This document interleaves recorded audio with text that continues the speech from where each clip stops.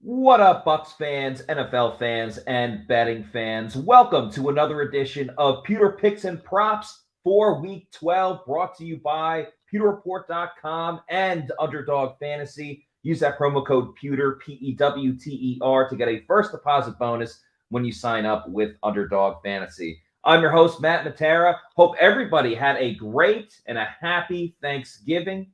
Let's get right into these picks. I was terrible with my NFL picks last week, but went undefeated with the Bucs. So if anything, you're going to be right with my Bucs picks where I went 2-0. You're going to be right with my player props. Don't have as many this week, but it's all about winning. It's the quality, not the quantity. So hope everyone's doing well. Ton of football to watch this week between the NFL and, of course, college football. A lot of great rivalry games with rivalry week.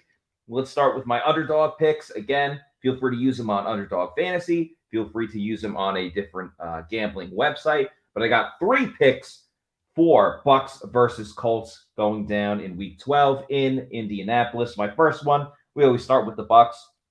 This one, I'm just going to keep riding because it works every single week. That's higher than 27.5 receiving yards for Rachaad White. He's their second best weapon behind Mike Evans in the moment. He really is. They give him the ball on the screen. They throw it to him if he does a couple of short out routes, everything else in between. If it ain't broke, don't fix it. They keep giving Rachaad White the football in the passing game. He's making guys miss. Over 27.5 receiving yards for Rachaad White. The guy I just mentioned, Mike Evans, I'm taking higher than 60.5 receiving yards for him as well. They have to continue to target Mike in the passing game if they want to move the ball down the field. The Bucs, of course, I'm talking about. He had a touchdown last week. Juju Brents may not play for the Colts, so there'll be another cornerback down. I'll take higher on 60.5 receiving yards for Mike Evans. Last but not least, I'm going to take the under or lower on 81.5 rushing yards for Jonathan Taylor. Now, Levante David is not playing in this game. Devin White is questionable for the game, so you're at least going to see either Savasi Dennis or KJ Britt. Neither has started a game. Dennis is a rookie. Britt is more of a special teams guy. But the reason why I'm taking the under is, one, the Bucs are going to hope that Vita Vea or Kalijah Cansey just absolutely have another game-wrecking type of performance where you're not even worried about Jonathan Taylor getting to the second level. Or the Bucs are going to absolutely stack the box and force the Colts to pass the ball where the Bucs will have to play man-to-man defense. Either one of those options, they're going to put every asset, everything they have possible into stopping Jonathan Taylor. So that's why I'll take the under on 81.5 rushing yards for Jonathan Taylor. Also, he's only gotten over that number, I believe, once or twice on the season. So it's not like he's lining it up every single week. And he also missed the beginning of the season because of the contract holdout. So those are my 3 picks for the Bucs versus Colts game. Moving on to the spread in Bucs, Colts, and the over-under. I'm taking the Bucs plus 2.5 in this one. They've been great covering the spread as of late. They had a really tough matchup against the 49ers last week, but I like where the Bucs offense is going. They're not going to light it up. They're not the Dolphins scoring 70 points against the Denver Broncos, but they have found some things that worked, whether it's making screens and Rachaad White passing the ball to him, an extension of the run game, getting a couple of other guys involved. Hopefully they continue to pepper Mike Evans, get Chris Godwin in there as well. By the way, anytime prop touchdown, go with Chris Godwin. You know, he just he got nominated for the Art Rooney Sportsmanship Award. Dave Canales, the offensive coordinator, has talked about how he wants to get him more involved in the red zone.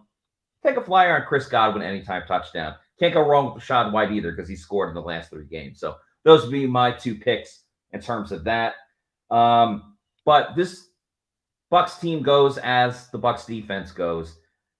I think even without their inside linebackers, they're going to find a way to force Gardner Minshew to throw the football. He's very turnover prone. I think the Bucs get a turnover or 2, and the defense looks more like the defense that shut down the Titans 2 weeks ago rather than the defense that allowed 27 points to the 49ers. So I'm going to take the Bucs plus 2.5, just based on the offense trending in the right direction and hopefully they get a pass rush on the defensive side of the football.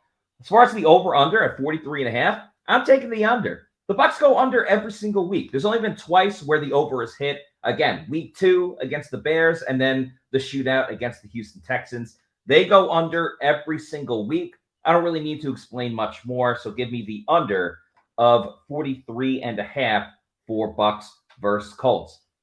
Moving on to the NFL, I got to get better. I got to get so much more better with my NFL picks. I still got a winning record overall, but I want to have a better winning record. I don't want to go 9-8 on the season. I want to go, to a 11, 12, 13, 14 win type of season and really balance that out. So got another 5 NFL picks. It'll be 7 on the week because I, of course, include the Bucs game and the over-under spread in it as well. First off, I'm going Giants +3 against the Patriots. This is the home game for the Giants. They clearly showed that the players don't give a damn about tanking because they went and smoked Washington last week. Tommy DeVito, how you doing?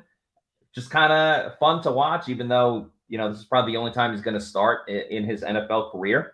Giants are still playing, at least for pride, for anything else, and the Patriots are an absolute mess. They don't even know who their quarterback's going to be. So Giants getting spotted 3 points. I'll take the Giants at home at +3.